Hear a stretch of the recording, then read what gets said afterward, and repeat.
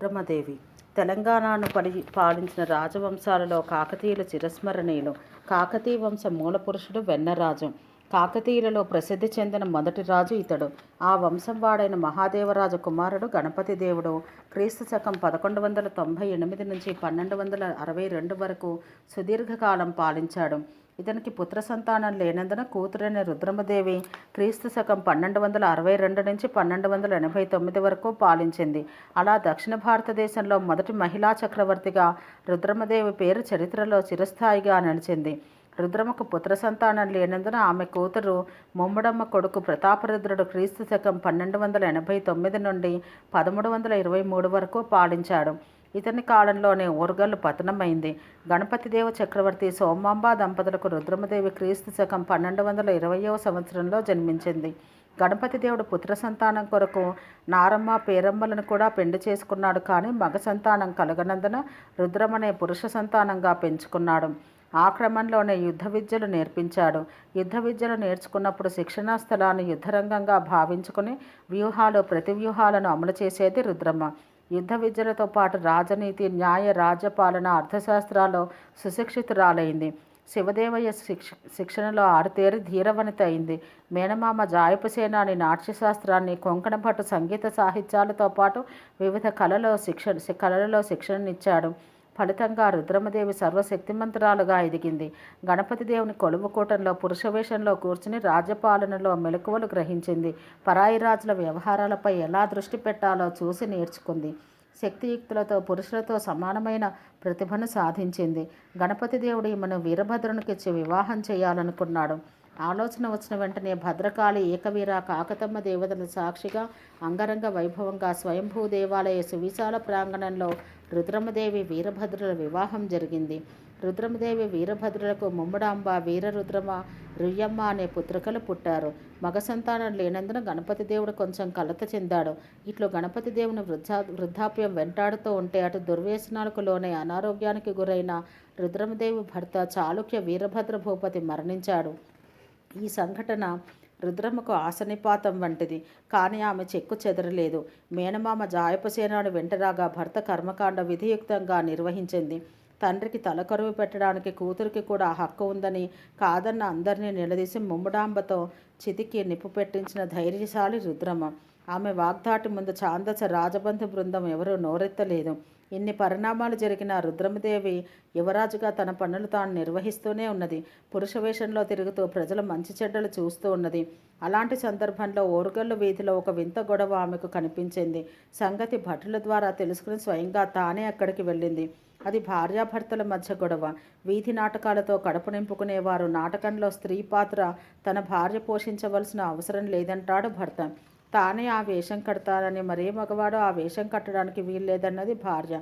అలా చేస్తే నేను ఇంకెవరినో తెచ్చుకొని కట్టుకుంటానంటాడు భర్త. నేను ఇంకెవరినో కట్టుకొని వీధి నాటకాలు ఆడతానన్నది భార్య. ఇలాంటి కొట్లాట మధ్యకి అనుకోకుండా వచ్చింది రుద్రమ్మ. యువరాజును చూసి అందరూ ఆశ్చర్యపోయారు. వాతావరణం నిశ్శబ్దంగా మారింది. నీ వృత్తిలో నీ భార్యకే సమాన స్థానం ఇవ్వని నీవు నీ నాటకం ద్వారా లోకానికి ఏం సందేశం ఇస్తావు అని సూటిగా అడిగింది రుద్రమ్మ. పొరపాటైంది యువరాజా అని తప్పుని ఒప్పుకున్నాడు. ఓ నటశిఖామణి, కుటుంబాన్ని కూడా వీధి నాటకంగా చేయకు అని వ్యంగ్యస్వరంతో హెచ్చరించి వెళ్ళింది. ఇలాంటి సంఘటనల్ని ఆమె అనేకం చూసి పరిష్కరించింది. ప్రజల్ని ఆమె కన్నబిడ్డలా చూసుకున్నది అని తెలపడానికి ఇలాంటివి సాక్ష్యాలుగా నిలుస్తాయి. గణపతి దేవుడు చాలా శక్తి సంపన్నుడు. అతడు రాజ్యపాలన చేసిన రోజులు సామంతులు అణిగిమణిగి ఉన్నారు. రాజ్యానికి శత్రుభయం లేకుండా స్థిరమైన పాలన చేశాడు. అతడంటే ప్రజలకు అభిమానం, భయం, భక్తి ఉండేవి. మంత్రుల సలహాలు, సామంతుల అభిప్రాయాలకు విలువనిచ్చి రాజ్యపాలన చేసిన గణపతి దేవుడు వృద్ధాప్యం వల్ల రుద్రమదేవికి పట్టాభిషేకం చేయాలనుకున్నాడు. ఒక స్త్రీని రాజుగా చేస్తే రాబోయే పరిణామాలు ఎలా ఉంటాయి అనే ఆలోచనలో పడి మంత్రుల సలహాలు, అభిప్రాయాలు తీసుకున్నాడు. రుద్రుని పట్టాభిషేకం తర్వాత పరిస్థితి ఏ విధంగా ఉంటుంది ప్రశ్నించాడు గణపతి దేవుడు. ప్రజలు ఏనాడూ కాకతీయులను వ్యతిరేకించలేదు. జవాబిచ్చాడు శివదేవయ్య. మంత్రుల అభిప్రాయం సానుకూలంగానే ఉంది. సేనాపతులు, దళపతులు, ఇతర ఉద్యోగుల ఆలోచన రుద్రమదేవి రాణి కావాలన్నదే ఉన్నది. సామంతరాజుల ప్రవర్తన, ఓరుగల్లు పరిసరాల్లోని సామంతులు సానుకూలంగానే ఉన్నారు. కానీ సుదూర ప్రాంతాల్లోని ఒకరిద్దరు ఎదురు తిరుగుతారు కావచ్చు. ఇరుగు పొరుగు రాజులు, వారిలో కూడా వ్యతిరేకించేవారు కొందరున్నారు. కారణం స్త్రీ అంటే చులకన భావం, పురుషాహంకారం. అంతా తెలుసుకున్న గణపతి దేవుడు, రుద్రమ, నీ పట్టాభిషేకానికి ముహూర్తం సమీపిస్తున్నది. ఈ నేలను కాపాడుతానని కాకతమ్మ ముందు ప్రతిజ్ఞ చెయ్యి అన్నాడు.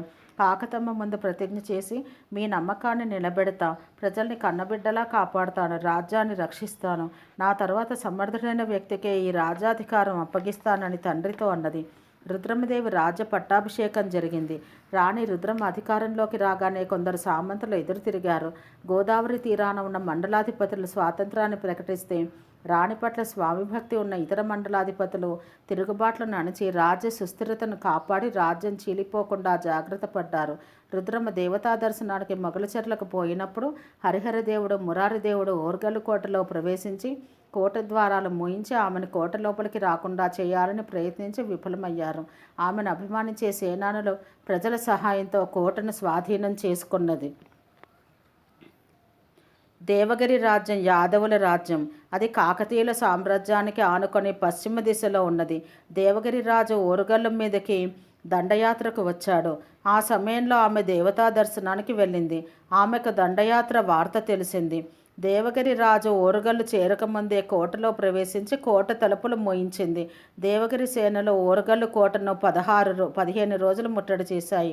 అంతకుముందే జాగ్రత్త పడ్డ రాణి కోటలో ఆహార పదార్థాలు, ఆయుధాలు, మంచినీటి వసతి సైన్యానికి కల్పించింది. దేవగిరి సైన్యం ఏనుగులు కోట తలుపులను బద్దలు కొట్టలేకపోయినవి. బురుజులపై నుండి కోట గోడలపై నుండి వచ్చే బాణాలకు, ఇనుపగుండ్లకు, రాళ్లకు పదాతి సేన బాగా దెబ్బతిన్నది. మహాదేవరాజు చేసేది లేక ముట్టడి ఆపి దేవగిరి మార్గం పట్టాడు. కాకతీయ రాజ్యానికి తూర్పున ఉన్న కళింగులు కూడా రుద్రముని ఓడించలేకపోయారు. దక్షిణాన ఉన్న పాండ్యరాజు నెల్లూరుపై పోరాటానికి దిగి కాకతీయుల సామంతుడైన మనుమసిద్ధిని ఓడించాడు. కాకతీయుల సైతం పాండ్యరాజు చేతిలో ఓడిపోయింది. కాకతీయుల సైన్యం పాండ్యరాజు చేతిలో ఓడిపోయింది. కానీ రుద్రమ మరలా సైన్యాన్ని తయారు చేసింది. మనుమసిద్ధి కుమారుడు కాకతీయ సేనల సహాయంతో మరల నెల్లూరును ఆక్రమించాడు. ఇలా నెల్లూరు ప్రాంతం తరచూ చేతులు మారింది. రాణి రుద్రమదేవి సైన్యంలో క్షత్రియులు, రెడ్లు, కాపులు, కమ్మవారు, పద్మనాయక, వెలమలు, కాయస్థులు, వారు వీరు అని కాకుండా అన్ని కులాల వారు ఉండేవారు. అందరికీ వారి వారి శక్తి సామర్థ్యాలను బట్టి తగు విధంగా గౌరవం, హోదా లభించింది. దేవగిరి రాజు యుద్ధ నష్టపరిహారం కింద కోటి పన్ను చెల్లించాడు. అందులో సుమారు 3వ వంతు పైకం ఆమె సైనికులకు పంచిపెట్టింది. తనకు విధేయులుగా ఉన్న సామంతులను రాణి రుద్రమ గౌరవించింది. కుట్ర చేసిన వారిని శిక్షించింది. ఆమె పరిపాలనా విధానం వల్ల ఉద్యోగులందరూ ఆమె పట్ల భక్తి శ్రద్ధలు చూపించారు. ఆమె సర్వమత సహనాన్ని ప్రదర్శించింది. సవ్యమైన పాలన కోసం సమర్థులైన మంత్రులను, ఉద్యోగులను నియమించింది. శివదేవయ్య మంత్రిని ప్రధానమంత్రిగా నియమించుకొని రాజ్యాన్ని సమర్థంగా పాలించింది. పాలనా సౌలభ్యం కోసం రాజ్యాన్ని నాడులుగా, స్థలాలుగా విభజించింది. నాడులకు ఆమాత్యులను, ప్రగడలు అనే హోదాగల అధికారులను నియమించింది. ఇంకా స్థలాలుగా విభజించిన ప్రాంతాలకు స్థలాధికారులు, స్థలకరణాలు, సుంకరులు అనే అధికారులను నియమించింది. స్థలం అనే భూభాగంలో 60 వరకు గ్రామాలుండేవి. పాలనలో గ్రామం చివరి భాగం. గ్రామ నిర్వహణకు అయ్యవార్లు, కరణం, పెద్దకాపు, తలారి, పురోహితుడు మొదలగు 12 మంది గ్రామ సేవకులు ఉండేవారు. రుద్రమదేవి ప్రజలను కన్నబిడ్డల వలె చూసుకునేది. దాన ధర్మాలు చేసేది. శిల్పకళ, చిత్రలేఖనం, సంగీతం, నృత్యం, సాహిత్యం వంటి కళలను పోషించినట్టు చరిత్ర మనకు చెబుతున్నది. వర్తకం, వ్యవసాయం ఆమె పాలనలో అభివృద్ధి చెందాయి. ఓరుగల్లు కోట, రామప్ప గుడి, 1000 స్తంభాల గుడి రాణి కాలంలో వైభవంతో వెలుగొందాయి. పాకాల, లక్నవరం, రామప్ప తటాకాల పూడిక తీయించి ప్రజావసరాలకు తగ్గకుండా నీరు నిల్వ చేసి ఉంచారు. చారులను నియమించి ఏమరపాటు లేక ప్రజలను పాలించిన ఘనత రాణి రుద్రమదేవికే చెల్లింది. ఎవరైనా వచ్చి తనకు అన్యాయం జరిగిందని మొరపెట్టుకుంటే ఆమె వెంటనే విచారించి వారికి న్యాయం చేసింది. సత్రాలు నెలకొల్పింది.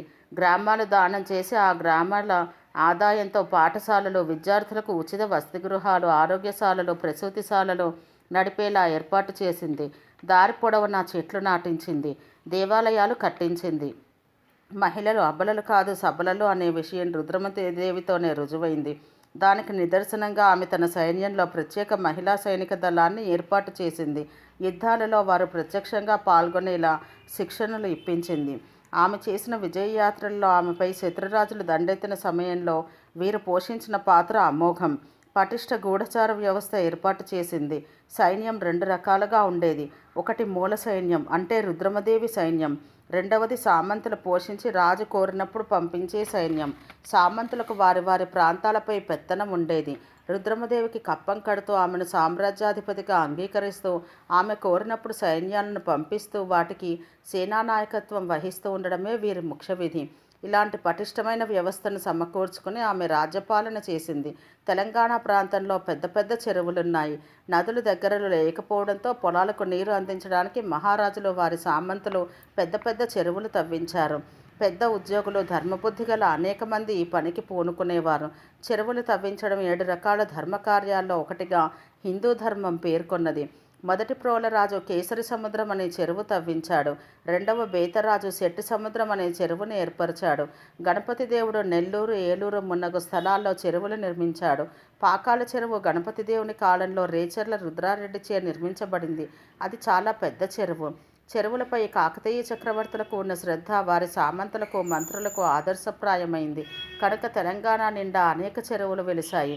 ఈ చెరువుల నుండి పొలాలకు నీరు సరఫరా చేయడానికి పెద్ద కాల్వలు తవ్వించారు.